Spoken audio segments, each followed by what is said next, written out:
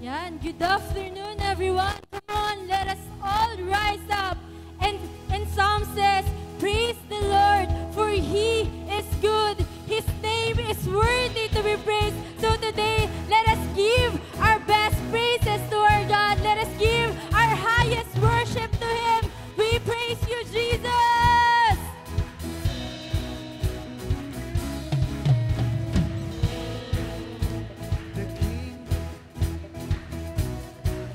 Come on, we sing. The King broke chains of me. Your love has set me free. Now all I can do is dance. Oh, the walls came crashing down with one word from your mouth. Now all I can do is dance. We are redeemed, set free, forgiven. We are the chosen, we are the living. We are redeemed, set free, forgiven. So if you love it, sing, sing. Come on, we shout. Oh, praise you, Lord. Oh, praise you, Lord. For you are good. You are good. Forever we will dance and sing. For you are good. You are good.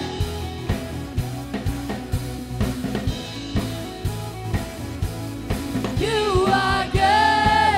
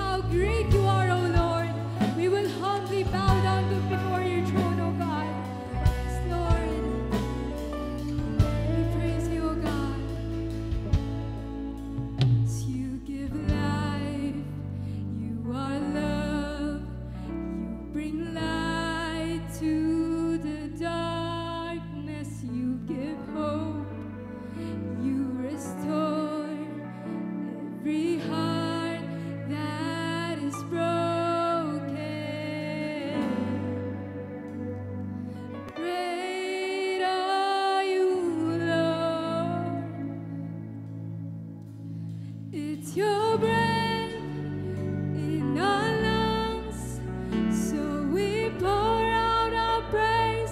We pour out our praise. It's your breath in our lungs, so we pour out our praise to you only.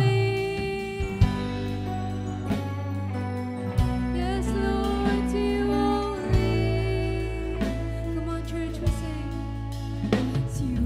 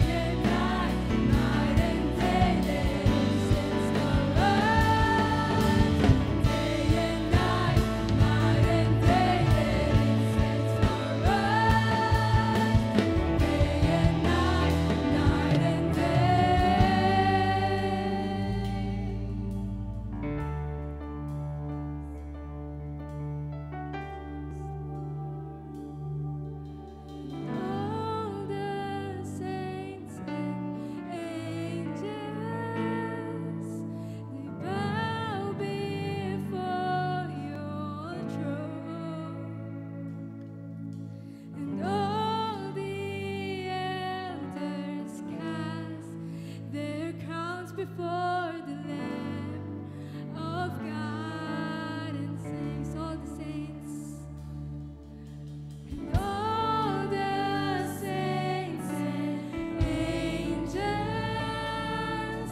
they bow before your throne.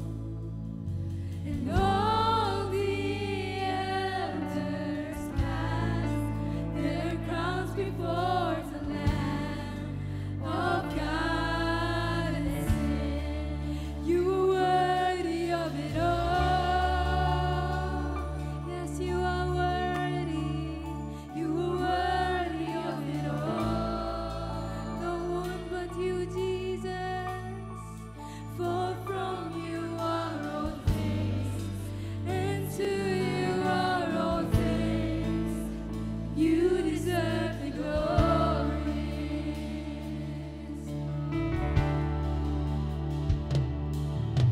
And all the saints and angels, they bow before your throne. And all the elders cast their crowns before the Lamb of God and say, you are worthy of it all. Yes, you are worthy. You are worthy of it all. For from you are all things, and to you are all things. You deserve the glory. You are worthy, worthy, worthy. You are worthy of it all. Yes, you are. You are worthy of it all. For from you are all things, and to you are all things. You deserve the glory. Come on, church. Continue to feel the presence of our God this afternoon. I know that His presence are right in this room with us. So right now, can we lift up our hands and continue to praise our God. Continue to glorify His name. For He deserves it all. He is worthy of it all. He alone is worthy of it all. Come on, day and night. Day and night, night and day, let incense arise. Day and night, night and day, let incense arise. Day and night, night and day, let incense arise. Day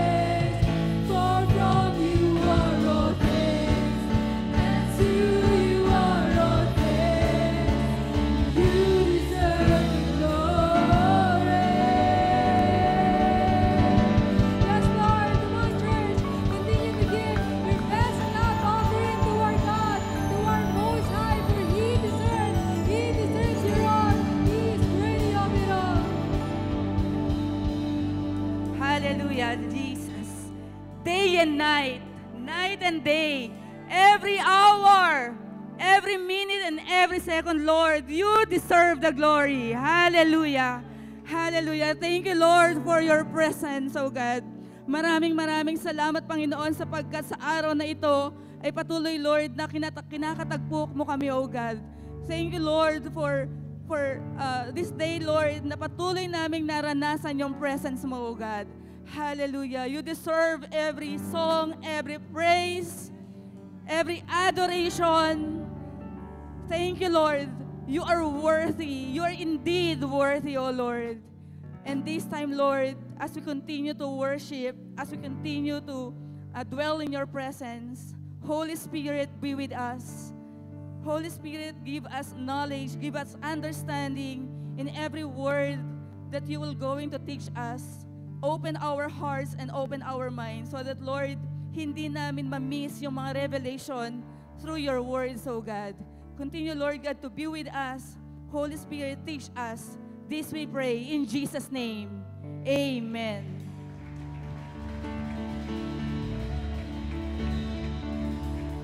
Amen, amen. Bago ka umupo, dahil bare months na ngayon, September, maghanap ka ng siyam na kakamayan mo at kakawayan mo. Sabihin mo, God bless you. Happy to see you. Blessed to see you. Yan. Siyam ha, siyam.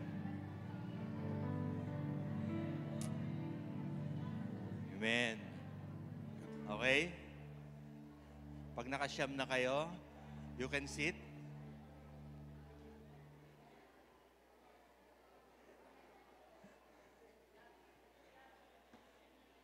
Okay, this is the first Sunday ng September, tama?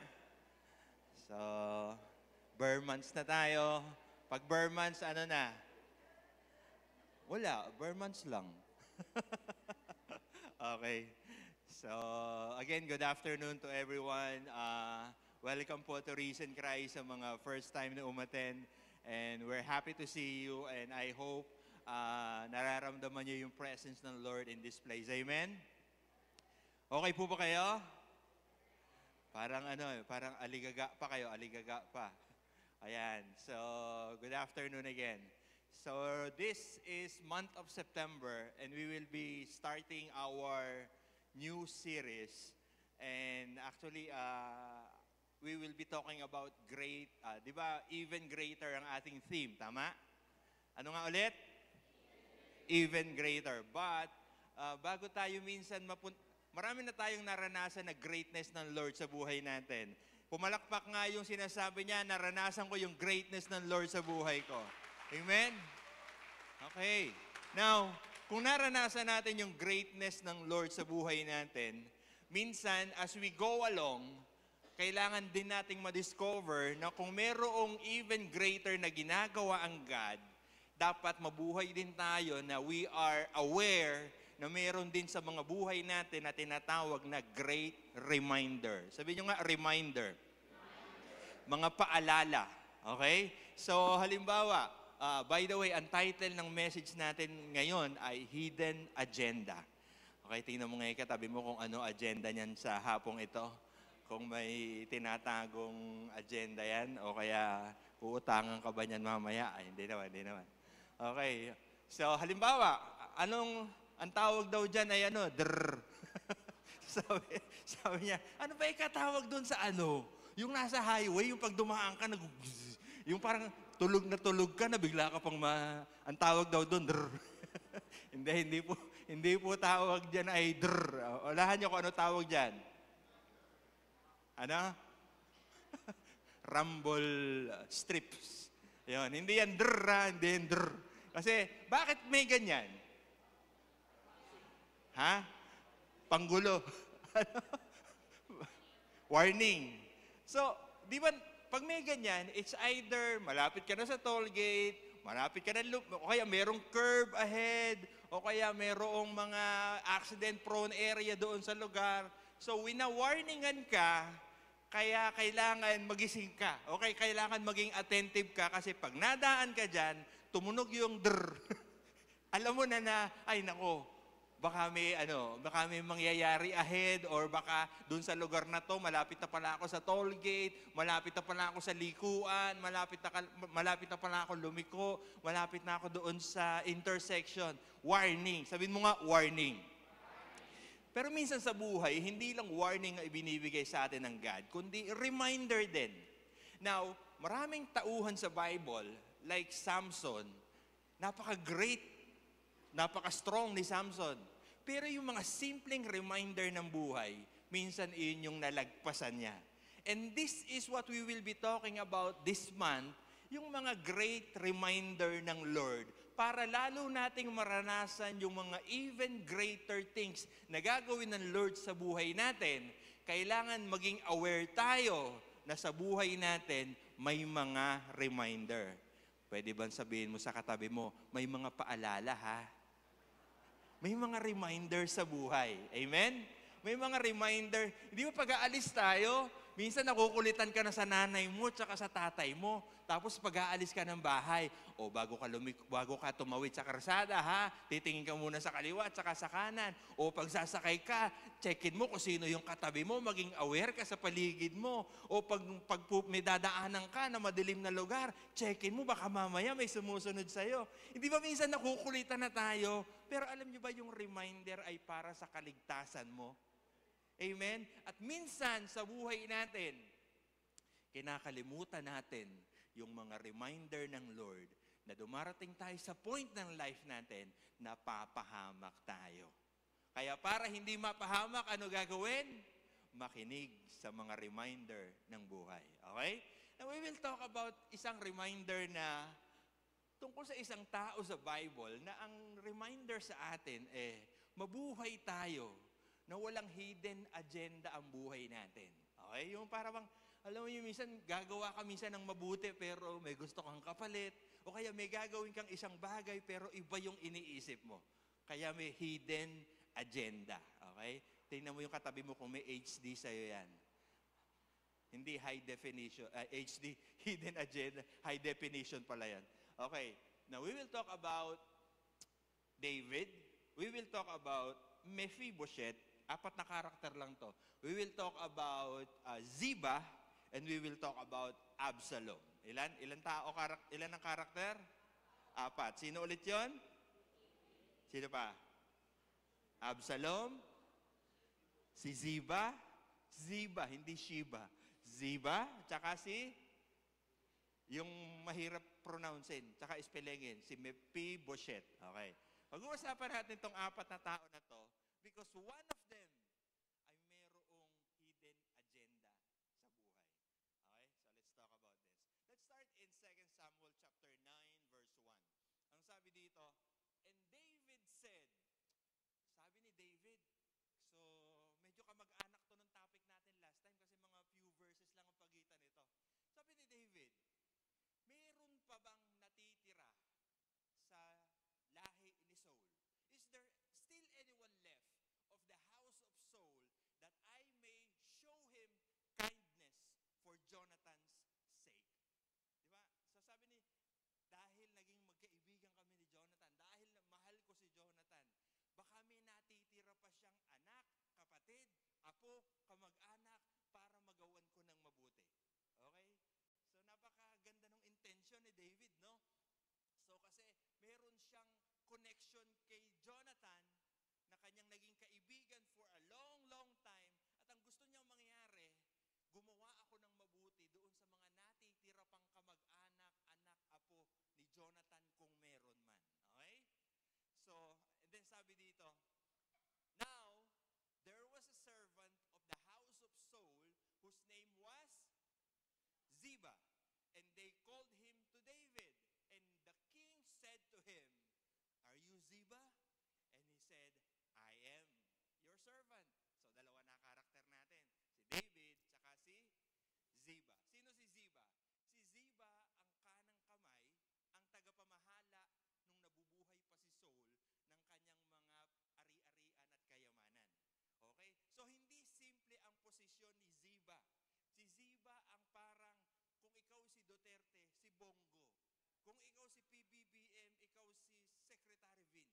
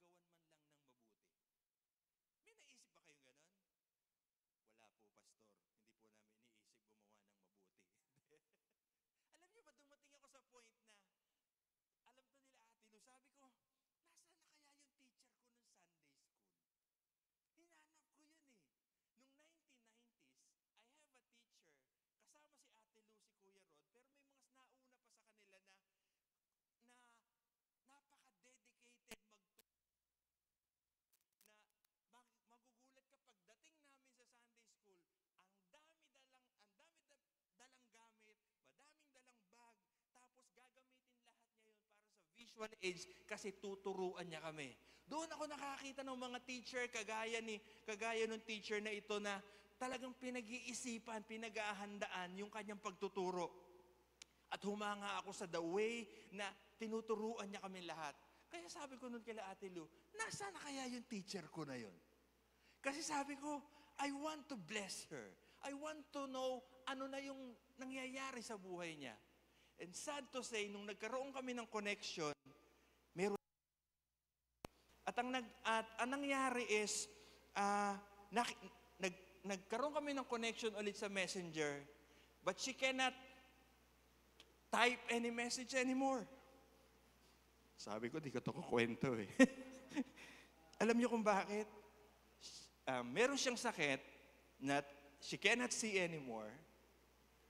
So, ang communication namin is, she will just leave a recording for me to listen. Tapos sabi ko sa kanya, I cannot leave you a recorded message. Hindi ko matatapos. Iiyakan lang kita. So sabi ko, magta-type na lang ako. Ikaw na lang ang magsalita. So ganun yung kwentuhan namin. Ganun yung palitan namin ng conversation. Naalala niya kung paano siya nag-start noon sa CBC, sa Risen Christ noong panahon ng 90s. And sabi ko, I want to see you someday. And gusto niyang umattend dito. It is just that dumating yung time, hindi na pwede. Naging malala na yung sakit niya. And dumating yung time, sabi ko, ang tagal niya nang hindi nagme-message. Yung pala, terminal na yung sakit niya. And she died a week ago. Less than 2 weeks ago. And yung huling pagkikita namin is yung living na niya. So I have this urging na I want to do good because may ginawa siyang mabuti sa akin. Alam niyo, minsan, kailangan pala tinatanong natin yung mga ganitong bagay. Alam niyo kung bakit? Pampabawas ng selfishness to sa buhay. Yung parang minsan sa buhay natin, ang iniisip lang natin, sarili natin, saan tayo kakain na masarap na restaurant sa susunod na mamaya pagkayari ng service. Alam niyo, yung iniisip natin, hindi naman masama, pero minsan ang naiisip natin puro yung what will make us happy. Si David, hindi inisip, saan pa ba ako kakain na mag-i-enjoy ako? Or saan pa bang lugar na hindi ko napupuntahan? Saan kaya ako next time magta-travel? Yes, hindi masama yung mga ganung bagay. Pero minsan, itinatama ng Lord yung mga puso natin na dumating tayo sa point ng buhay natin, ang isipin naman natin, instead na para sa sarili natin, kanino kaya ako pwedeng gumawa ng kabutihan sa oras na to?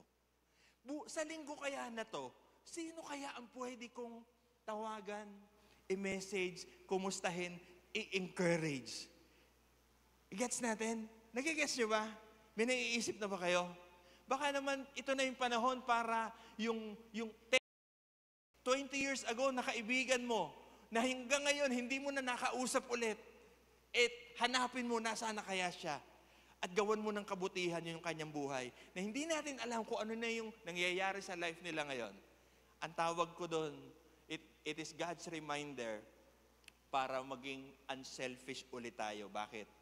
Ang iniisip natin, kagaya ni David, kanino kaya ako pwedeng gumawa ng mabuti sa oras o sa panahong ito? Tingnan mo yung katabi mo. Sample yan eh. Pwede mong gawa ng kabutihan yan mamaya eh. Di ba? Dami-dami. Kabi-kabilan. Kumaliwa ka, may resto. Kumanang ka, meron. Baka naman pwede mong gawa ng kabutihan yan mamaya. Okay? Maaga naman tayong matatapos. So, yun ang tanong ni David kay Ziba. So sabi ni David, so nag-usap sila, Jonathan, the son of Saul, sabi ni Ziba, had a son who was crippled in his feet. May anak po si Jonathan, yung anak ni Saul. Bali, apo po to ni Saul. Meron siyang anak, kaso crippled. Going back in 2 Samuel 4:4. He was 5 years old. So 5 taon siya when the news about Saul and Jonathan came from Jezreel, and his nurse took him up and fled. nung nabalitaan nila nung time na yun na nagkakagulo na, yung nurse nung tao na ito, tinangay siya, 5 years old pa lang, dahil sa pagmamadali, ano nangyari? He fell and became lame. And his name was Mephibosheth. O ilan na karakter natin? Si David, si Ziba, si Mephibosheth. Ayan. Kaya yun yung i-pronounce. Mephibosheth. Ulit. Mephibosheth. Ano kaya magandang nickname dito? Napakahaba ng pangalan. MP na lang. Ano? Naku, yun ang inisip ko kanina. Tawa ng tawa yung anak ko, Buset. Wag na lang. Pangit, di ba? Bigyan naman natin ng justice yung MP. Gusto niyo? Mephibosheth. Basta si Mephibosheth. Okay? So si Mephibosheth, 5 years old, 5 taon pa lang siya, na-crippled na siya. At ang nangyari, dala-dala niya na to hanggang tumanda siya. By this time, by the way, si David ay mga around 50 years old. Hindi na siya yung David na bata na makisig, no? Ito yung time na si David ay nagre-reign na for quite some time. And si Mephibosheth ay mga around teenager going 20s. At ang pangalan ni Mephibosheth, may counterpart name to. Ang tawag din sa kanya ay Mary Baal. Hindi makahanap ng magandang pangalan to. No? Parang lahat ng pangalan, ang gulong bigkasin, ang gulong isipin. So, Mary Baal. So, pwedeng pangalan sa anak niyo, gusto niyo pag So, basta yun ang pangalan niya. Tandaan niyo, mamaya, babalikan natin yung pangalan na yan. Mephibosheth, a.k.a. Mary Baal. Okay? So, lame siya, crippled siya. So, he is alone, he is forgotten, and he is disqualified. Bakit? Si Mephibosheth, wala na yung ningning ng kapangyarihan ni Saul. Wala na si Saul sa power. Wala na yung family ni Saul in authority. So si Mephibosheth, bukod sa crippled siya, nag-iisa na lang siya. Sila na lang. Konti na lang sila. Tapos nalimutan na siya. Kaya nga, bakit nalimutan? Pinagtanong pa ni David kung meron pa eh.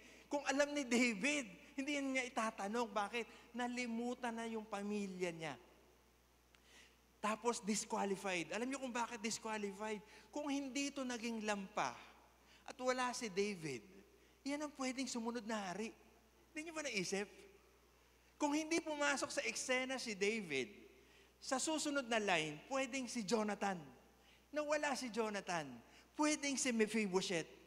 Pero dahil sa mga nangyari, he became alone, forgotten, and disqualified. Para bang mga buhay natin minsan, na sa dami ng naganap, sa dami ng buhay na nag-crippled sa buhay natin, we became alone, forgotten, and disqualified. Pero, let me tell you throughout the message, kahit dumating sa point ng buhay natin na ikaw ay alone, you feel forgotten, and you feel disqualified, may pwede pa rin gawin ang Diyos sa buhay mo.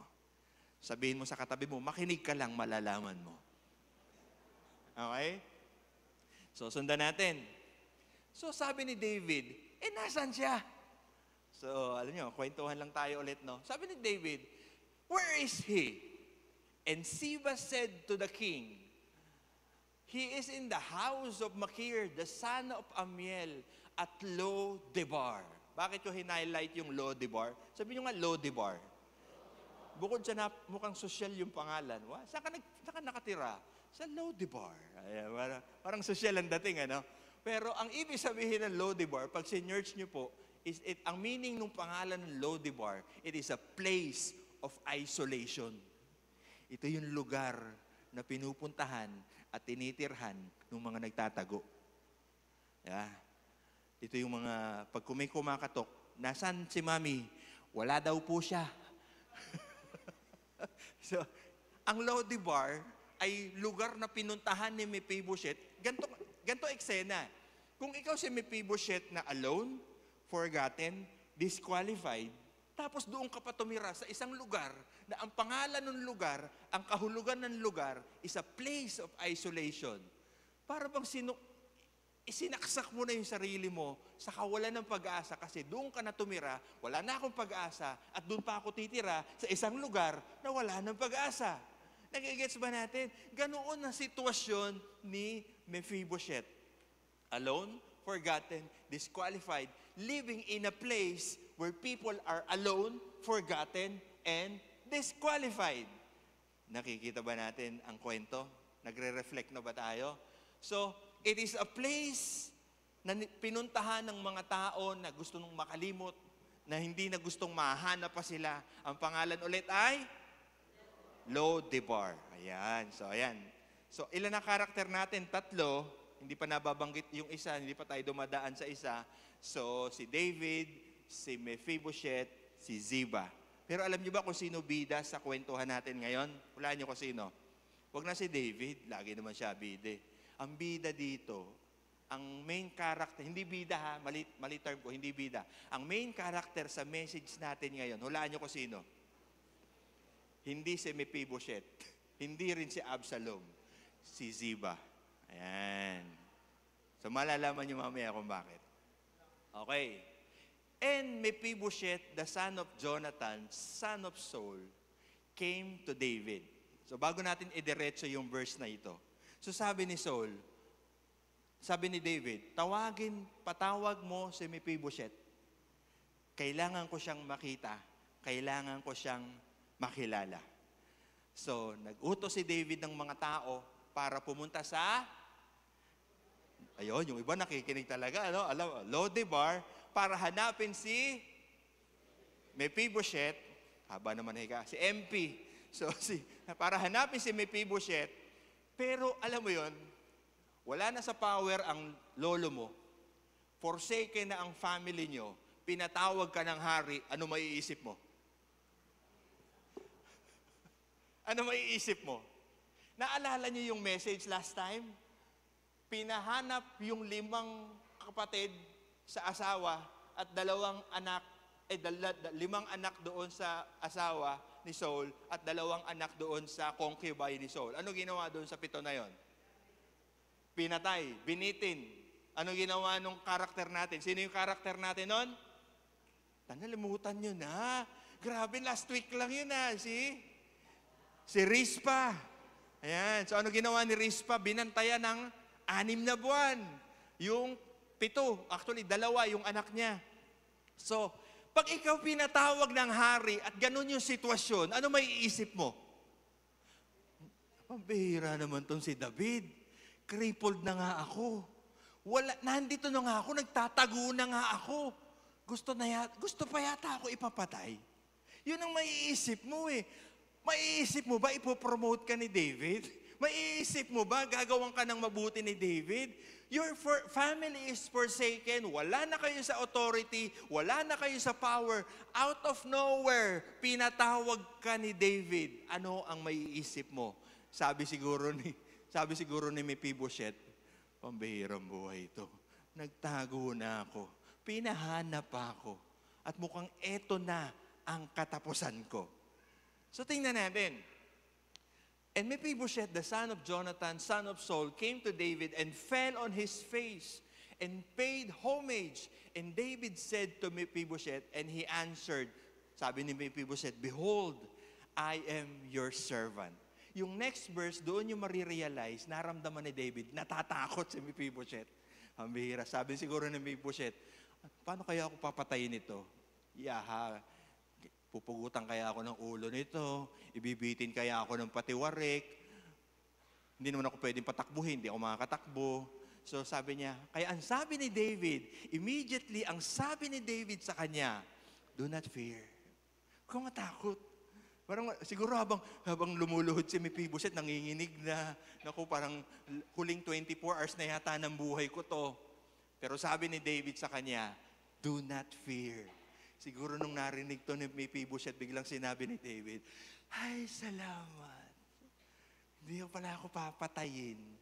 So, instead, eto, Hindi lang sa hindi ka papatayin ni David. Ang sabi ni David sa kanya, I will show you kindness for the sake of your father Jonathan, and I will restore to you all the land of Saul your father, and you shall eat at my table always. Tatlo ang sinabi ni David na gagawin niya kay Mephibosheth. Sabi niya, kindness, restoration, and magdi-dinner tayo lagi. Gets niyo yun? So kasama talaga sa kindness yung nililibre yung katabi. Eat at my table. So kung mahal mo yung katabi mo, at hanggang ngayon hindi mo pa rin nililibre, nalipat na tayo't lahat, hindi ka pa rin nanlilibre, sabihin mo baka naman, tablan ka na. Okay. So, si Mephibosheth, instead na matakot, na-realize niya may tatlong bagay na gagawin si David sa kanyang buhay. Kindness, restoration, and a place in the palace. Kasama mo magdi-dinner si David. So, hindi ka lang dahil hindi ka tatanggalan ng buhay, gagawan ka pa ng favor ni David. Nagigets natin yung kwento? So, in our lives, doon mo maiisip, teka, parang relasyon ko to sa Diyos eh. Nung lumapit ako minsan sa Diyos, takot na takot ako. Kasi ang dami kong nagawang mali, ang dami kong kasalanan. Akala ko pagdating ko sa Lord, nung kausap ko siya, akala ko paparusahan lang niya ako. Akala ko ganito mangyayari sa life ko. And all this time na natatakot akong lumapit sa Diyos, ang binigay niya sa akin, instead, akala ko fear ang mararamdaman ko. Akala ko masisira na ang buhay ko. Akala ko I am forsaken. Pero nung lumapit si Mephibosheth at lumapit tayo sa Lord, ano in-offer ng God? Kindness, restoration, favor. Amen? This is our lives. Hindi lang to buhay ni Mephibosheth.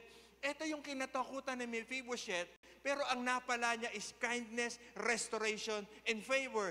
The same with us. Nung lumapit tayo sa Panginoon, ano ipinaranas sa atin ng God? Kindness, restoration, and favor. So, tuloy natin ang kwento. Sabi ni Mephibosheth, hindi ko deserve to. Bakit mo gagawin to sa akin? Yung lolo ko nga, lagi kang gustong ipapatay. Sinisibat ka nga ng lolo ko eh. So sabi ni, and he paid homage and said, what is your servant that you should show regard for a dead dog such as I? Ang tawag ni Mephibosheth sa sarili niya, dead dog. Wala akong kwenta. Wala akong silbi. Ba't mo gagawin sa akin yan? Hindi nga kita mababayaran eh.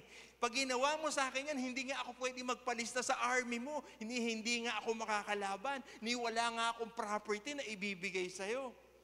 Pero ang sabi ni David, no, I'll do this to you. Alam niyo, ang ginawa ni David, nung sinabi ni Mephibosheth to, parang walang narinig si David. Sabi ni David, kinausap bigla si Siba. Alam mo yun yung, Lord, I'm so ganito, I'm so pangit, I'm so ugly, I'm so unworthy, I'm so, masyado akong kawawa. Tapos ang Lord, walang pakialam sa sinasabi mo. Hindi yung walang pakialam na He doesn't care.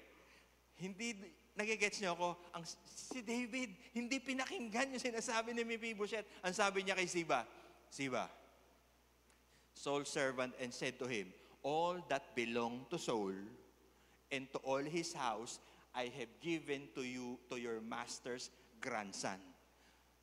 Nagigets nyo? Ang sabi ni David, Hay, Siba, tara dito.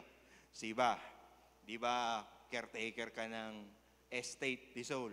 Yung kanyang mga lupa, yung kanyang kayamanan. Sabi ni Siba, opo. O yun. Ngayon, ang gawin mo, lahat ng minamanage mo, sa kanya na yun. Nagigets nyo? Sa kanya na yun. Sabi ni Siba, patay kang bata ka.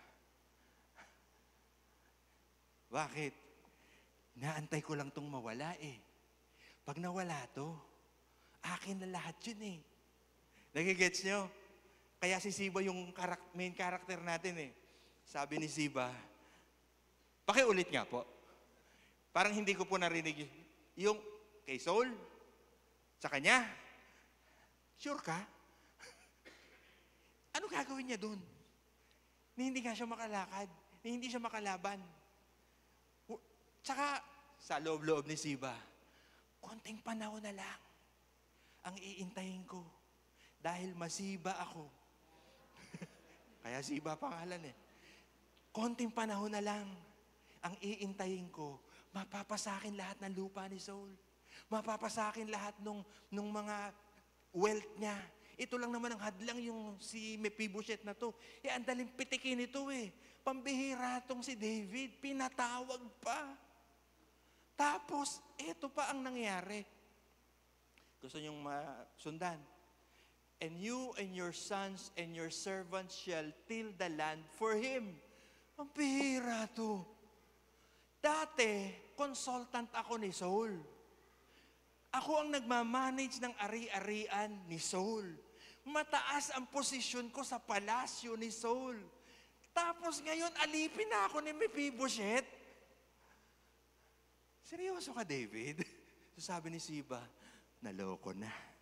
Yung mga pinaplano ko, yung mga iniisip ko, patay, mukhang kailangan ko pang mag-intay. Pero okay lang. Parang yung mga nasa gobyerno lang yan.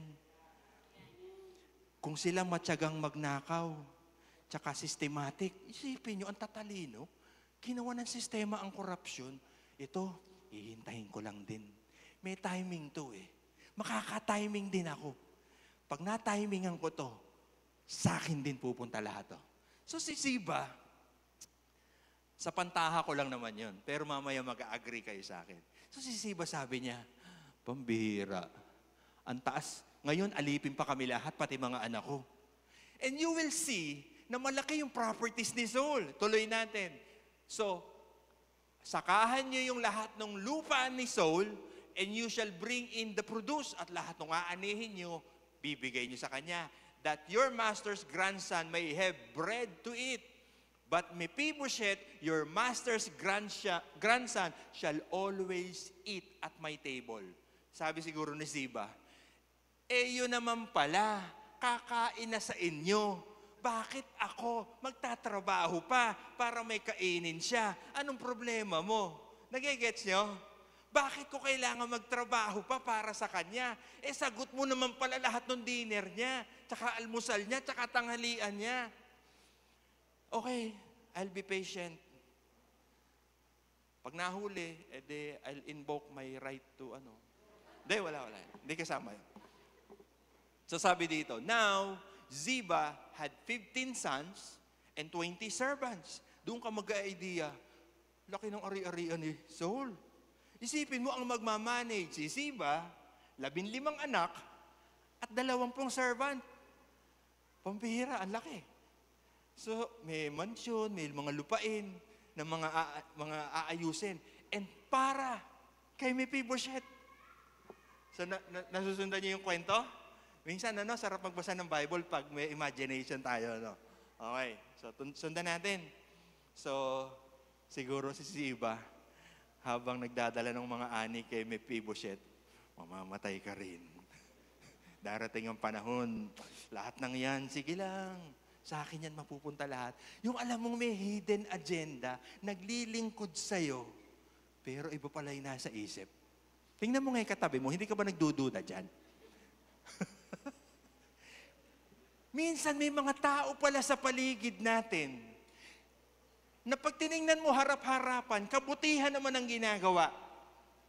Pero may mga iniisip pala na masasama. Na magugulat ka na lang bigla, ano nangyari?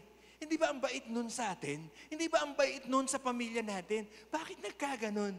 May kilala ba kayong ganon sa ating mga buhay? Na parang iba pagkakakilala nyo. Tapos biglang iba yung nangyari. Ganon si Ziba. Ziba all this time is plotting to do harm kay Mephibosheth dahil meron siyang interest doon sa properties ni Saul. Di ba? Gets natin? Now, ito ang iniintay ni Ziba. Sabi mo, ito na. Yung ika-4 na karakter natin. Ito ang bubuo nung plano ni Ziba. Sabi ni Ziba, okay lang, mag-aantay ako ng taon, Mag-aantay ako ng buwan. Okay lang, sasali ako sa bidding. Iba yun. So, sabi niya, okay lang, I will wait. Patient ako eh. Basta alam ko balang araw sa akin lahat yan. Dahil eto alam ko, yung kingdom, volatile yan eh. Magkaroon lang ng kaguluhan sa kingdom, magkaaway-away lang sila. Pat nagkagulo na silang lahat, nawala si David, sino makakaalala na meron siyang binilin kay Mephibosheth? Di ba? So, may magkagulo lang dyan sa kingdom. Malilimutan na nila yun. Tapos sa akin na ulit yung treasure ni Saul. Eto na nga nangyari. Pumasok sa eksena si Absalom. So, sino ikaapat? Si Absalom ay anak ni David. Dumating po yung time na si Absalom ay nagrebelde sa kanyang tatay. At ang sinabi niya, sa akin to. Si David ay wala na siya sa kanyang prime na strength sa mga panahong ito. Hindi na siya yung David na isang bato papatay kay Goliath. Although meron siyang army. So ano nangyari? Nagrebel si Absalom. Nagrebelde si Absalom. At sa takot ni David, ano nangyari? Ano nangyari? Sa takot ni David, sabi ni David, umalis tayo. Mayayari tayong lahat dito. Sabi doon, then David said to all his servants who were with him at Jerusalem, arise and let us flee. Umalis tayo dito. Hindi natin kaya si Absalom. Malakas to. Bakit? Lahi ko to eh. Alam ko kung gaano to kalakas. Pag hindi, hinarap natin to ngayon, iisa-isahin tayo dito, wala tayong magagawa. Sabi doon, or else, there will be no escape for us from Absalom. Sabi pa ni David, go, quickly, bilisan natin. Baka abutan tayo, lest he overtake us quickly and bring down ruin on us and strike the city with the edge of the sword. So ano sabi ni David? Alis na tayo. Yari tayong lahat dito. Sabi ni Siba, eto na, hinihintay kong pagkakataon. Aalis si David, papasok sa eksena si Absalom, walang nakakaalala ng pinag-usapan namin, sa akin na to. Sa akin na to. Pag wala nang makikipag-dinner kay Mephibosheth, bakit? Wala na yung hari. Wala nang nakakaalala ng kasunduan. Akin na to. Di ba? Ganun yung mga oportunista, no? Nag-aantay lang ng konting kaguluhan, yari ka na. Okay? So, then, basahin natin yung kasunod. And the king said to Siba, ito nangyari. Tumataka sila David. Papunta sila sa hill. Paakyat sila sa hill. Nakakasalubong nila si Siba. Itong si Siba, handang-handa, sabi niya. Nung nagkasalubong sila, sabi ni David, ano yung mga dala mo? Bakit ang dami mong dala? Sabi ni Siba. Siba answered, ito, yung mga donkeys are for the king's household to ride. Alam mo yun, yung tatakas ka, may hinanda si Siba para sa pagtakas mo. Parang may naamoy. So sabi niya, the donkeys are for the king's household to ride. Kasi alam ko, latakas kayo eh. So nagdala ko ng donkey. Sabi niya, yung bread na dala ko, tsaka yung summer fruit, para doon sa mga young men. Tapos, para may makain sila. Tapos yung mga wine, yung mga hihimatayin dyan sa wilderness, sa init, may dala rin akong maiinom nila. Yung alam mong, pag inisip mo to, akala mo mabait, tutulungan ka. Pero, yung pagtulong, pag inisip mo, teka, may iniisip to eh. Pag hinanap niyo yung context nung pagkakasalubong nila, 200 na bread, 100 na fruit, ang hinanda ni Ziba. Bilang na bilang niya lahat. Pinaghandaan niya, pinag-isipan niya. Ibig sabihin, may interest talaga siya. So sabi niya, David, eto, dalhin niyo na yan. At huwag na kayong babalik, ha? Parang gano'n na sa loob siguro ni Ziba eh. David, eto na ha. Inahatid na kita. Dalhin mo lahat yan. Para hindi na kayo maghutom sa biyahe. Tapos sabi niya sa sarili niya, huwag na kayong babalik dito, ha? Para yung kayamanan sa akin na lang. So, ganun yung eksena. So, minsan may gumagawa ng kabutihan sa buhay natin. Be careful. Baka minsan, may inaantay na kapalit o merong iniisip na masama. Minsan, naalala niyo yung mga nai-scam ngayon? Yung mga nai-scam ngayon, lalo na yung mga multi-level, mga ganyan. Sa una, pakikitain ka. Uy, pwede naman pala. Uy, galing, nagkapera ako. Susunod na linggo, kikita ka ulit. Kaya natuwa ka, uy, kukwento mo ngayon sa kapitbahay niyo. Uy, alam niyo ba, may sinalihan ako. Yung 20 ko, naging 5,000. Grabe, 1 week lang. Tapos, sumunod ulit, naging 10,000. Di ba, ang galing, sali ka na din. So yung akala mo, maganda yung intention, tapos dumating yung time na realize mo, sabi nung nag-aya sa'yo, uy, para mas malaki kita mo, mga 10,000 ang ibigay mo, tsaka mga 50,000, magiging kalahating milyon yun. Ikaw naman na hindi ka na nag-isip, natuwa ka na lang, itinaya mo lahat, na-scam ka na pala.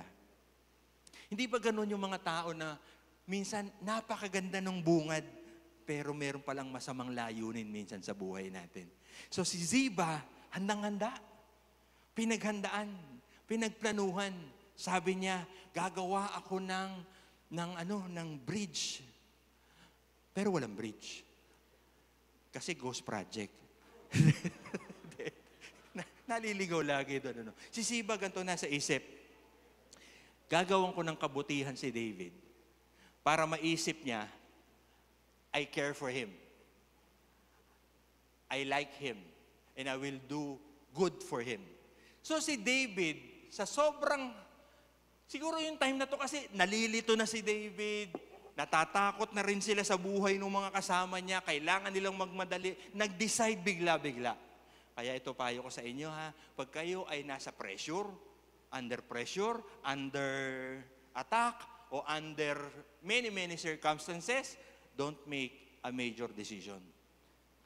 Dahil nung nag-decide si David dito, nagkamali siya. So sabi ni Ziba, ito po mga pagkain, ito po mga inumin, ito po para sa inyo pong lahat yan.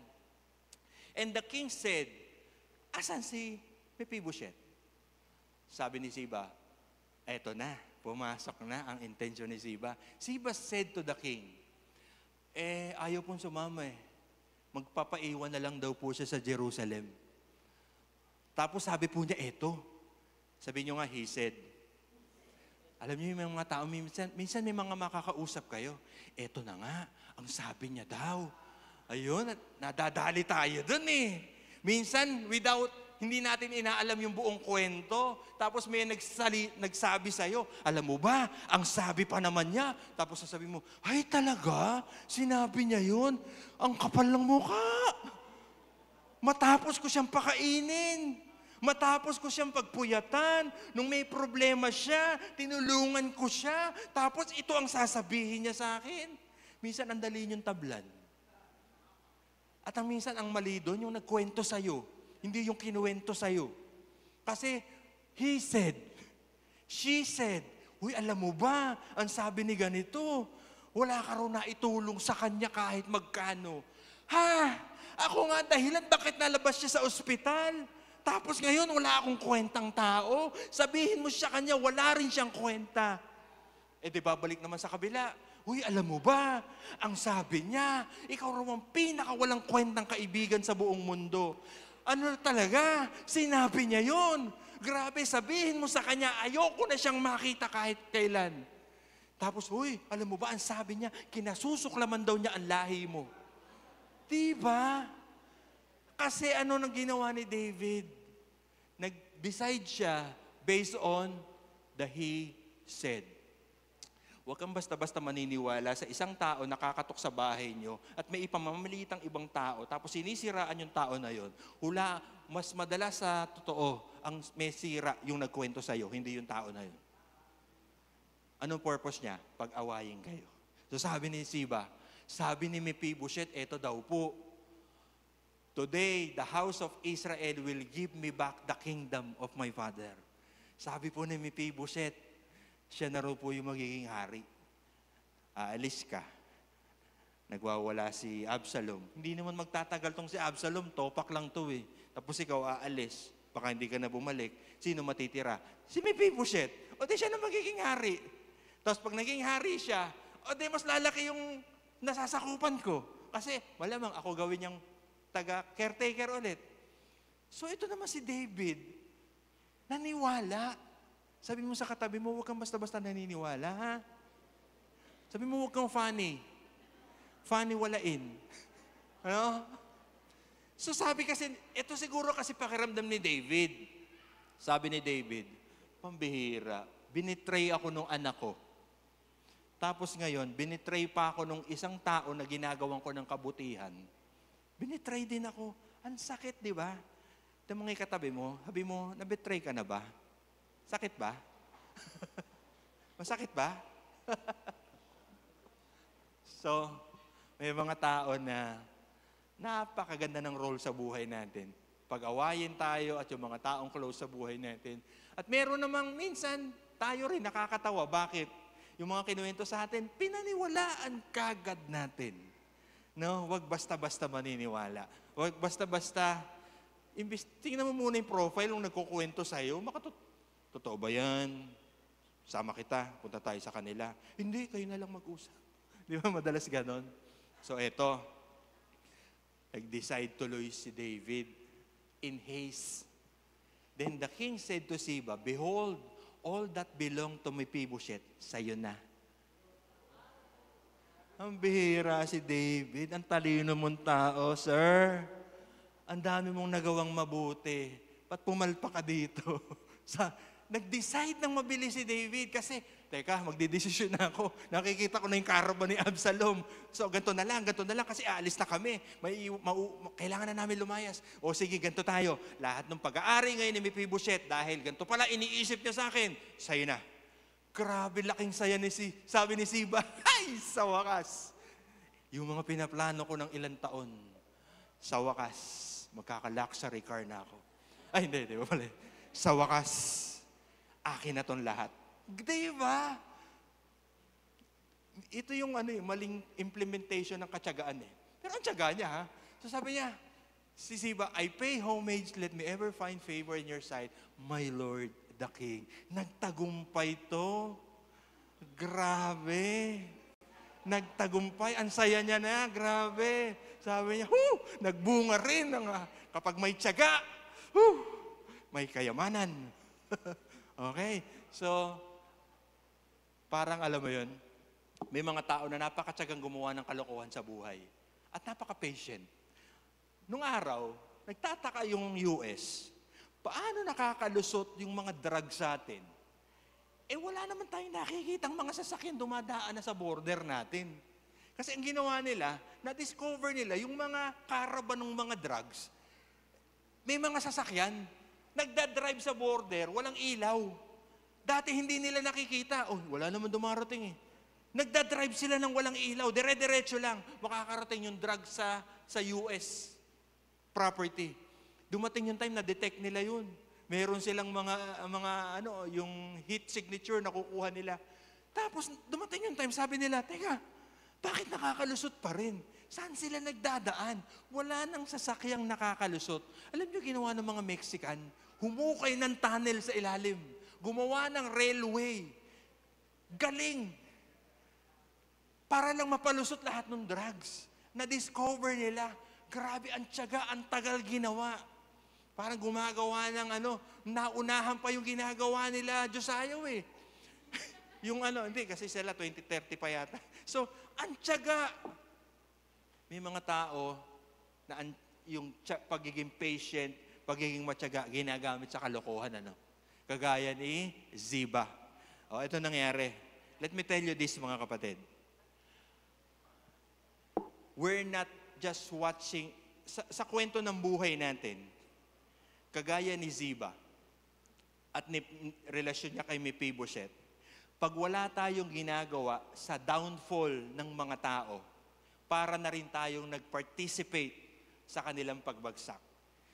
Bumagsak si Mephibosheth dahil sa ginawa ni Ziba, na minsan sa buhay natin magre-reflect tayo. Minsan ganun din naman yung kapatid ko, bumabagsak. For 2 reasons. Number 1, wala kang ginawa. Number 2, ikaw ang may ginawa.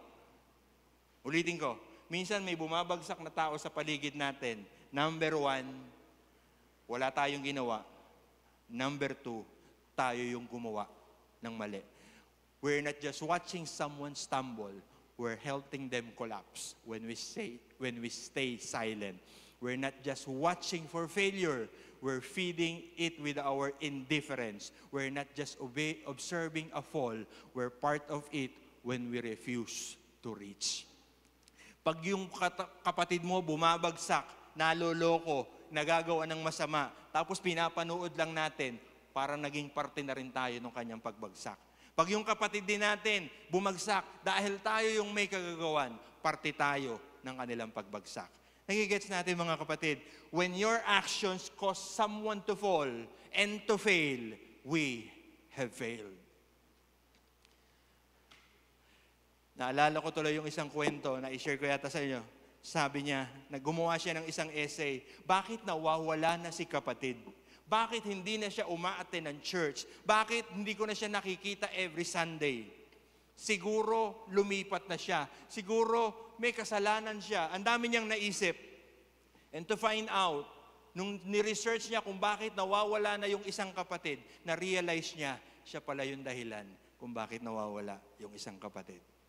Minsan, iniisip natin, ba't bumagsak yung katabi natin? Ba't bumagsak sa kasalanan yung katabi natin? Kasalanan niya yun eh. Siya yung walang ginawa eh. Hindi naman siya nagpe-pray eh. Hindi naman siya nagde-devotion eh. Akala lang natin wala tayong participation doon. Kagaya nung ginagawa natin sa message, pag may bumagsak tayong kapatid at wala tayong ginagawa at pinapanood lang natin sila, part tayo ng pagbagsak ng tao na yon. At ang mas masakit, kagaya ni Ziba, tayo mismo ang dahilan ng pagbagsak ng isang tao. Sana hindi ikaw yon. Sana hindi tayo yon. Sana hindi tayo nagiging dahilan ng downfall ng isang tao. And Mephibosheth, the son of Saul, came down to the king. So ito nangyari. Natapos yung kudeta. Si Absalom namatay. 2 Samuel 19 na to eh. Si Absalom namatay. That's another message for another time. Si David nakabalik. So, shortcut natin yung kwento. Nakabalik sa kingdom si David. So, sabi ni David, nakita ngayon niya si Mephibosheth. Sabi niya, I will confront ko to. Bakit niya ako binetray? So, sabi niya, and Mephibosheth, son of Saul, came down to meet the king. He had neither taken care of his feet, nor trimmed his beard, and washed his clothes from the day the king departed until the day he came back in safety. Sabi ni David, teka, hindi naman ito yung itsura ng taong nagre-rejoice na nawala ako. Hindi ito yung itsura ng taong masaya sa nangyari sa buhay ko. Kung ito ay may masamang hangarin sa akin, hindi ganito ang magiging itsura niya. Hindi siya naligo. Gawin nyo kaya yung pag nag-away kayo ng asawa mo, hindi ka maliligo hanggang di kayo nagkakabati. Hindi ka magtatanggal ng kuko. Hindi ka magpapagupit. Di ba? Paano kung isang taon yan? So, si Mephibosheth, hanggang mayari ang kaguluhan, hindi niya inayos yung kanyang sarili kasi nalulungkot siya, wala si David sa tabi niya. So, napaisip si David, teka, parang may mali. Hindi ito yung kwento na na-receive ko eh. So, sabi ni David, and when he came to Jerusalem to meet the king said to him, sabi niyo nga, why? Why did you not go with me, Mephibosheth? Bakit hindi ka sumama sa akin? Gustong malaman ni David. Alam niyo, sa buhay natin, salamat sa mga nagtatanong. Salamat sa mga umiintindi. Salamat sa mga tahimik lang din. Alam niyo, minsan pag may naninira sa'yo, pag mayroong namambalita sa'yo ng kung ano-ano, magpasalamat ka doon sa tao na kinausap ka. May narinig ako na masamang sinabi mo daw. Totoo ba yon? May nakabagbalita sa akin, ganito na daw ang nangyayari sa'yo. Totoo ba yon? Alam mo, kung may kaibigan kang nagtatanong, is it true? Or why? Pagpasalamat mo yon. Totoong kaibigan yon. Dahil ang totoong kaibigan, bago maniwala sa sabi ng kung sino-sino, tatawagan ka niyan, kakausapin ka niyan. Kumusta ka na? Okay ka lang? May kailangan ka ba? kape tayo. Nagigets nyo? Ganon yung tunay na kaibigan eh. Nung nag-i-start pa lang kami ng asawa ko sa showbiz, may gumawa ng paninira sa amin. Alam mo, dilagay sa So, sikat kasi kami, daming views. So, in-exaggerate ko lang, pero ganun yan. So, ang daming pinamalita sa ibang tao. Yung balita na yon nakarating sa isang kaibigan namin. Sabi nung kaibigan namin, sabi niya, pwede ko ba kayong makausap? Sabi ko, bakit? Basta, kausap lang tayo. Nag-uusap kami. Ito narinig ko. Gusto ko marinig yung side mo. Ano ba talaga naganap? So sabi ko, tinrescue ko yung tao na yun mula nun. Bakit? Hindi siya basta-basta naniwala sa narinig niya. Kinausap niya ako. Ganon din ang gagawin niyo pag merong nang balita sa inyo tungkol sa ibang tao, sabihin mo, ganito na lang. Huminto ka na ng kwento. Kakausapin ko na lang siya. Ha? Pwede? Salamat sa mga taong nagtatanong. Salamat sa mga taong nangungumusta in private. Salamat sa mga taong iniintindi ka kahit minsan hindi ka maintindihan. Salamat sa mga taong nagiging tahimik para wala nang masira sa'yo. Kasi yun yung totoong taong nakapaligid sa'yo. Kaya importante yung tanong ni David. Bakit? Kasi nalaman ni David, nagkamali na akong mag-decide dati. Bigla ako nagdesisyon, mali yung desisyon ko. Pwede kong itama to, maitatama mo pala to sa pamamagitan ng isang tanong. Bakit? Kasi interested kang maintindihan. Na minsan, imbis na galit ka lang sa asawa mo, sa anak mo, bakit niya nagawa ang isang bagay, ang biglang sinabi mo, anak, bakit? No? Kasi you want to understand. Gets natin? So kung yun yung katabi mo ngayon, tinatanong ka, congratulate mo, may kaibigan pala ako sa'yo. Ayan. Kaibigan mo pa talaga yung katabi mo? O yun yung balita sa'yo? Okay. Asking is love. Understanding is grace. Trying is restoring. Tandaan niyo yan, ha? Sa relasyon natin. Kapag nagtatanong ka, kasi mahal mo yung tao. Kapag iniintindi mo yung sitwasyon, kasi gusto mo may grace sa relationship nyo. And we are trying to understand, trying is restoring. Amen? Now, eto na. Sinabi na ni Mephibosheth, he answered, my Lord. Kasi ganito yun eh. Yung servant ko, si Ziba, dinisib ako. For your servant said to him, I will saddle a donkey for myself that I may ride on it and go with the king, for your servant is lame. Hindi ko alam, iiwanan pala ako, tapos lulukuhin pala ako. Niyayakap ako, pero hindi pala niya ako totoong pinaglilingkuran. Di ba, minsan, kinakamayan pa nga ako pag Sunday, yung pala galit na galit sa akin. Di ba? Minsan, may mga tao tayong ganyan sa paligid natin. Kasama natin, kasama sa bahay, kasama sa buhay. Pero may mga masasamang hangarin sa atin.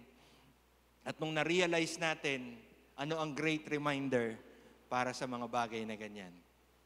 Reminder number 1, the truth always comes out in the end, no matter how hard anyone tries to hide it. Kahit anong tago ang gawin mo sa isang lihim, kahit saan mo isikreto yan, lalabas at lalabas yan.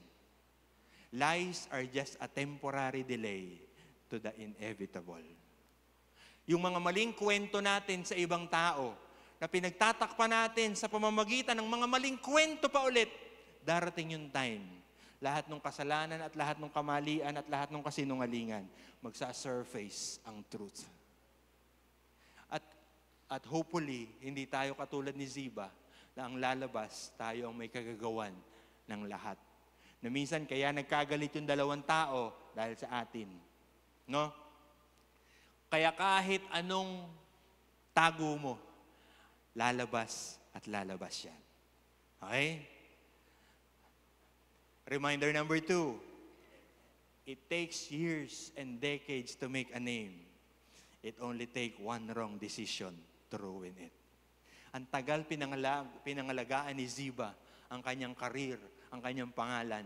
Dahil sa greed at isang maling desisyon, ano nangyari kay Ziba? Nasira ang kanyang pangalan. Ang tagal mong in-establish yung iyong career, ang tagal mong in-establish ang iyong reputation, one wrong step, pwedeng masira ang lahat. Do not build success through manipulation. Do not manipulate people to gain favor. Dahil pag nagmamanipulate ka ng tao, in the end, sasabog yan. Pare-pareho tayong masisira. Amen? If it requires you to bring someone down so you can climb up, please, please, please, do not execute the plan. Kung yung gagawin mo sa buhay mo, kailangan para umangat ka, may tatapakan ka, may sisiraan ka, may magugulo kang buhay, please, stop it. Stop it. It will end in destruction. So sabi nila, He has slandered your servant to my Lord the King. But Lord the King is like the angel of God. Do therefore what seems good to you. Sabi ni Mephibosheth, siniraan ako, siniraan tayo. Pero ikaw, sabi niya, my Lord, my King, angel ka eh. Gawin mo kung ano yung gusto mo. Na, nag-submit sa Mephibosheth, ikaw ang bahala kung ano ang desisyon mo. And the king said to him, why speak any more of your affairs? I have decided, you and Ziba shall divide the land. Dito ako nagtataka kay David. Nagkamali ka na nga ng desisyon eh. Parang mali ulit yung desisyon mo dito. Bakit hahatiin? Feeling din ng iba. Sa point na to, even si David, hindi na alam kung sino nagsasabi ng totoo. Si Ziba, si Mephibosheth. Hindi ko na alam kung niloloko lang nila ako pareho eh. So ganito na lang, hati na lang kayo. Pero alam niyo sagot ni Mephibosheth? And Mephibosheth said to the king, sa kanya na lang lahat. Ako pakialam. Kasi ang gusto ko lang naman, makasama kita eh. Sa kanya na lang lahat yun. I don't care. Because what is important to me, I can have a dinner with you again. Na minsan, maraming sumira sa'yo, sabihin mo, wala na akong pakialam doon. Basta tayo magkasama. Basta tayo okay. Kahit maraming naninira sa atin, okay lang. Kaya natin to. Di ba? Reminder, again, great reminder. Loyalty and integrity matters more than the status. God will ultimately bring justice. Di ba yung nangyayari sa bansa natin ngayon? Magsa-surface din yan lahat. Lahat ng systematic corruption na ginawa natin.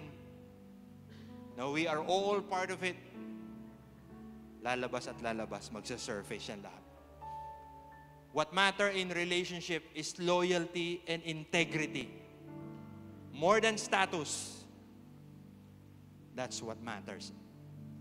Loyalty and integrity. Ano pang reminder? Grace will restore whatever is taken. Kapag ang Lord ang nag-restore, it is even greater. Ulit. Grace will restore whatever is taken. Kapag ang Lord ang nag-restore, it is even greater. Pastor,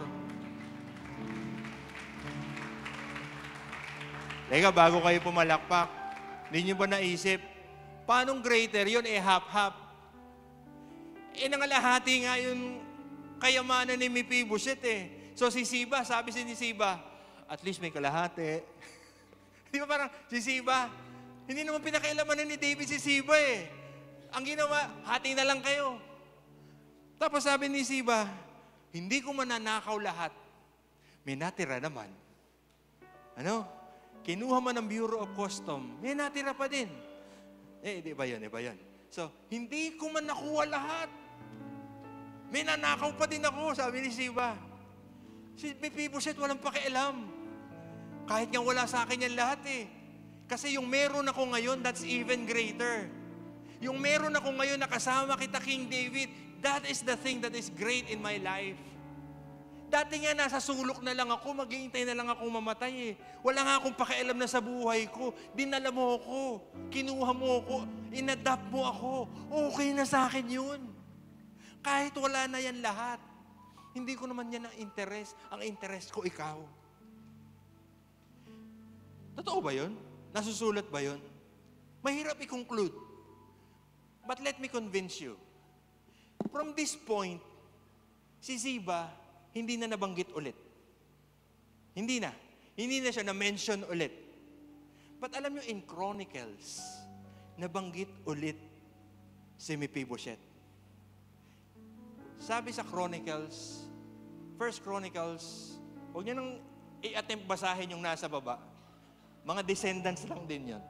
Sabi in 1 Chronicles 8:34-40, and the son of Jonathan was, sino ulit si Meribaal? Same? Same, di ba? And the son of Jonathan was Meribaal. Siguro mas maganda kasi pakinggan yung Meribaal sa panahon nila. And Meribaal was the father of Micah. The sons of Micah, Python, whatever, Melek, Tareya, Ahas, at yung mga maliliit na nakikita nyo dyan sa baba, anak ni anak ni anak ni anak ni anak. May descendants. Si Mephibosheth. Si Ziba, tinuldo ka na. Si Mephibosheth, itinuloy pa. Dahil ang pagpapala ng Lord, bakit greater? Kasi yung ibinigay sa iyo ng Lord, it will be from one generation after another, and another. That is the greater reward, the even greater na ibinibigay sa atin ng Panginoon. Akala mo iyon lang. Pero yung ibibigay pala sa iyo ng God, not just a beautiful family, but a beautiful generations and generations of people. Amen? That is the Lord. In the Bible, if your name is written, it is significant. It means you mattered. It means purpose. It means God took note. Because in the Bible, names carry weight, and weight means worth. Inilagay yung lahi ni Mephibosheth not just because gusto nilang ilagay yung lahi, kundi gustong ipakita ng Diyos na pag ang Diyos ang gumawa ng kabutihan sa iyo, it will not end in your generation. It will go beyond generations. Amen? That is being true to the Lord. That is looking doon sa tama reminder ng Panginoon. So ano ang reminder natin dito ulit? Deception may bring temporary gain. Mukhang nakalamang ka sa umpisa. Mukhang naloko mo sila sa umpisa. Deception may bring temporary gain, but righteousness will stand the test of time and continue to outlive you. Wala ka na, pinagpapala pa sila. Wala ka na, piniingatan pa sila. Wala ka na, itinutuloy pa yung mga pangako sa buhay mo. Wala ka na, pinagpapala at binebless pa yung generation nila. Bakit? Ang righteousness will outlive us all. Nakinig ako ng first message kanina dito eh. That's about legacy. God will outlive. Care for your family and you will have a beautiful family. Serve the Lord together and you will have a beautiful generations. Walang masamang magmahal sa pamilya.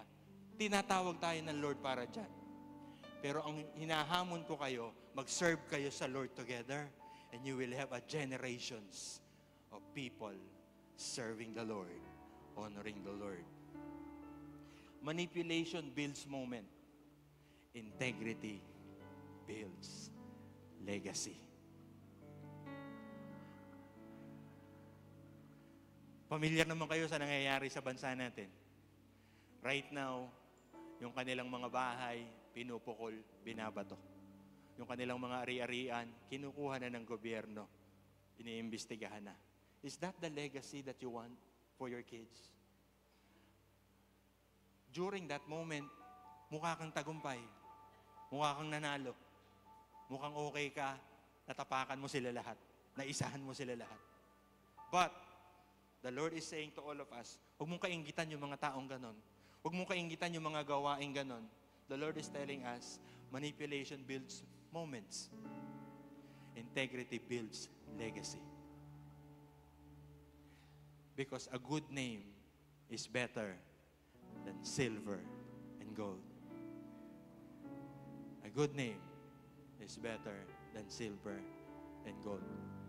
Hindi nyo man matatas yung pangalang Mephibosheth at yung Mary Baal, but it's a good name na nakita kung ano talaga yung dapat, and his generation lives on. And in the end, so what is the gospel in this message? Alam niyo sa buhay natin, tayo si Mephibosheth. Nagtago na tayo, nagsulok na tayo, nagtampo na tayo, gumibap na tayo sa buhay natin. Nagpunta na tayo sa mga lo-debar ng ating life. Kinalimutan na natin, wala nang mangyayari sa buhay ko, magsusulok na lang ako dito, mag-aantay na lang ako, nakunin ako ng Lord, okay na ako, finish na ako. Pero nung nandoon ka sa period of isolation mo, nung nandoon ka sa lo-debar ng buhay mo, may nagpatawag sa'yo. Hindi ka nag-apply, hindi ka nagpresenta, ayaw mo na eh, suko ka na eh. Pero ano ginawa ng God? He sent someone to pick you up. He sent someone to invite you to His kingdom. He sent someone who will do good things for you. He sent someone who will be kind, who will restore, who will give favor to us. David is a prototype of Jesus. We are Mephibosheth. Anong ginawa ng God? He invited us. Hindi naman tayo, wala naman tayong magagawa. We are crippled in this world. Wala tayong pwedeng gawin. Pero ang ginawa ng God, He invite us to His kingdom to dine with Him every day. All the days of our lives. Psalms 23, right? In-invite tayo ng God. Wala kang ginawa, pero ang sabi ng God, I will show kindness to you. Wala kang kayang i-build, pero ang sabi ng God sa'yo, I will restore you. Wala kang pwedeng ibigay sa Kanya, pero ang sabi ng God, I will show favor to you. We are Mephibosheth. And the good thing is, God is about to restore each and every one of us so that we can have a sweet fellowship with the Lord, because ang sabi ng Lord, greater are the things na darating pa sa mga buhay natin. Amen? At hindi lang sa lifeline mo, hindi lang sa family mo ang plano ng God, pati sa mga anak mo, pati sa mga apo mo, pati sa lahat ng salin lahi na meron ka. God will show kindness to you, God will restore you, and God will show favor to you. Can we all stand, mga kapatid?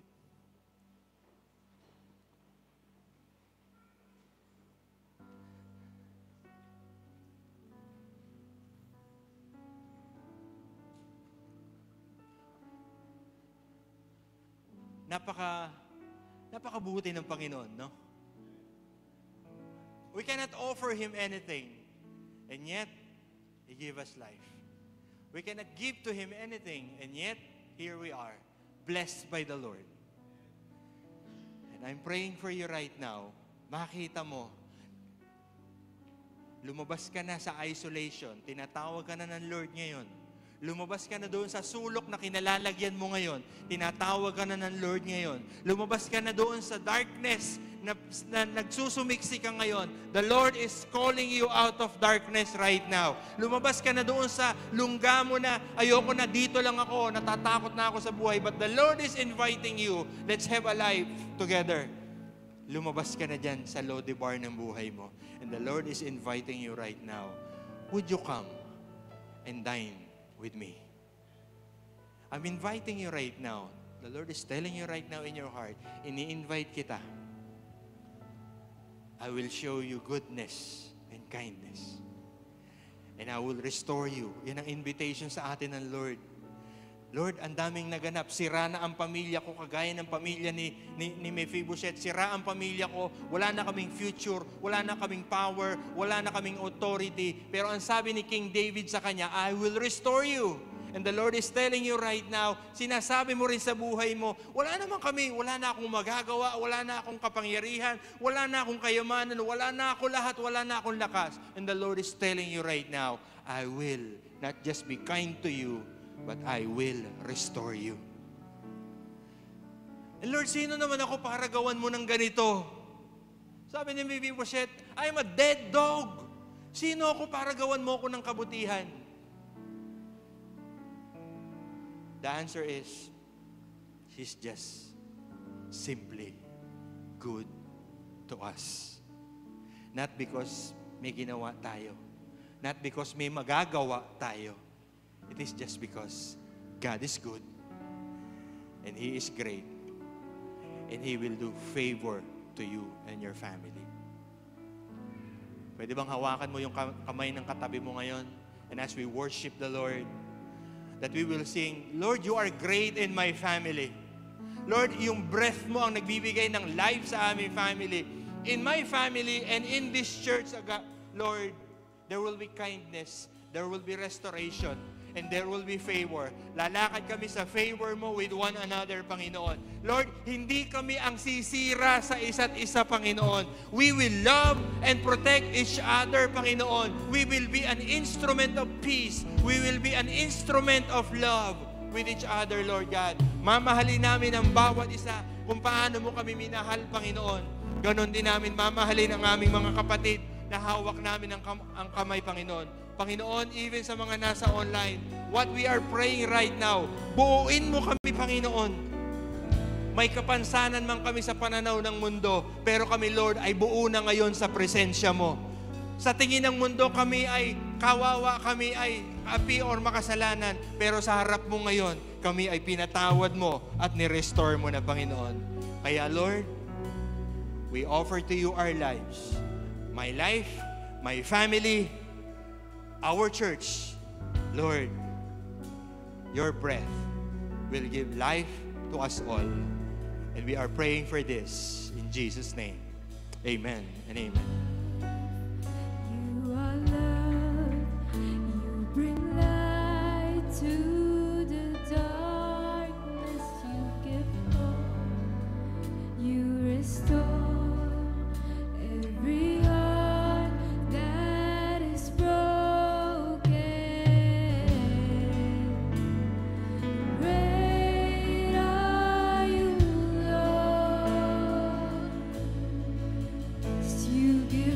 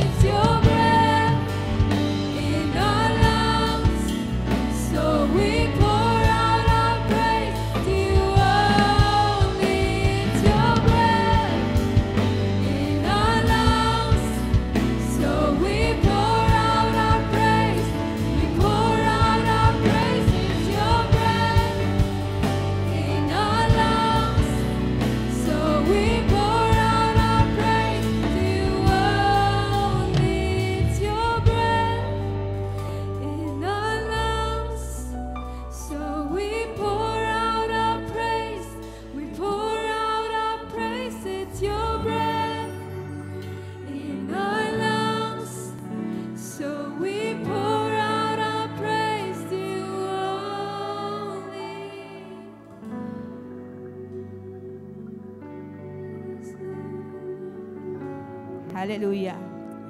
Praise God sa salita niya. And the message today is really wow. Amen po ba? Okay, alam ko po na napakaraming revelations sa heart natin. And alam ko po na kaya tayo narito because we experience the Lord's kindness. Amen? The Lord's restoration. Amen? And favor. And as we continue to worship God, okay, sa lahat po ng mga naka-experience po ng kindness ng God, ng restoration, and of course, ng favor, ng patuloy na favor, this time po, magbibigay po tayo sa ating Panginoon. Amen? So, meron po tayong mga nakaprepare na white na envelope sa atin pong mga upuan. And sa mga kasama po natin ngayon na nag-worship sa Lord through online, makikita niyo po sa ating screen ang mga account number na maaari niyo pong pagdalhan ng inyong pong mga tithes and offering. Hallelujah.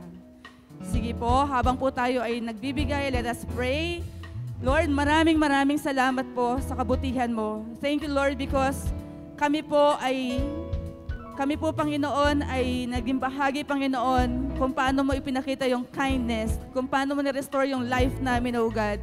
And Lord, thank you for that favor na hindi lamang kami, Panginoon, ang makaka-experience, kundi, Panginoon, yung mga susunod na generations namin, oh God. And we pray, Panginoon, na patuloy namin itong maranasan, oh God. And thank you, Lord, sa lahat ng mga anak mo na nagbigay. Continue, Lord, to bless them exceedingly, abundantly. And Lord, may this tithes and offering be used, Lord God, to expand your kingdom. Thank you, Lord. This we pray in Jesus' name. Amen. And one of announcement po, ang atin pong NRG Youth, magkakaroon po ng fellowship this coming September 20 at 3 p.m. sa atin pong church sa Kaingin. God bless everyone po. Okay, tayo po tayong lahat. Magpapakanta ako. Hindi pala. Before we close, just to remind everyone po na ang ating pong service ay from first week, second week, at fourth week ay 3 p.m. And then ang magiging Super Sunday po natin is every third week of every month. So every third week of every month, 10 a.m. po tayo. Okay? Yun lang po. All the rest ng week, kung meron mang fifth week, it will be 3 p.m. every Sunday, except for third Sunday, wherein we have Super Sunday and we have Apostolic Service sa hapon. Okay? Na-bless po ba tayo? Amen. Ready for another week? Ready to do good things sa mga tao na ipapa-remind sa atin ng God? Alam nyo, makinig ka lang sa Lord. May ipapaisip siya sa'yo this week. Sasabihin sa'yo ng Lord, why not do something good sa tao na yon? Na? Wag puro ako. Makinig ka lang sa Lord. Lord, hindi. Baka I rebuke you. Hindi ikaw yan. Pag yan ay mabuti, pag yan ay makakapag-build up, pag yan ay makakapagpalakas, galing sa Lord yan. Pag yan ay galing sa Lord, huwag ka nang magdalawang isip. Kontakin mo na, gawin mo na, pagpalain mo na. Amen? Let's taas mong kamay mo and let me just declare this to you, because this week and every day ng ating buhay, you are, in the name of the Father, you are blessed. Blessed by our Father because He is good. And in the name of Jesus, you are favored. Every day ng buhay natin, you will walk in His favor. Whatever you do, pagpapalain ng Panginoon. Saan ka man pumunta, it will be an extension of the kingdom of God. And hindi mo kaya yon, but in the name of the Holy Spirit, He is empowering you right now to do great and mighty things for His kingdom so that you can bless your family, bless the church, bless the world, because we will be serving the Lord forever and ever in the mighty name of Jesus. Everybody say, amen and amen. God bless po. From generation to generation, we worship you. Hallelujah, hallelujah. We worship you for who you are. We worship you, Jesus.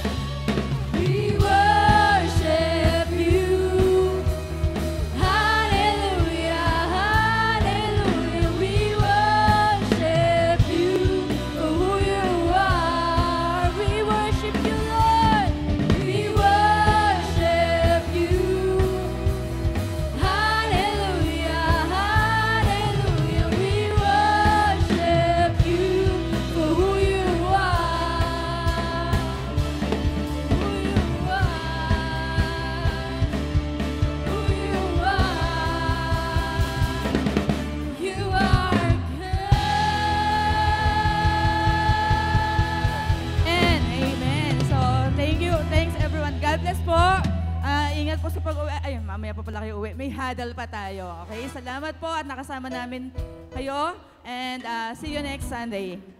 God bless everyone.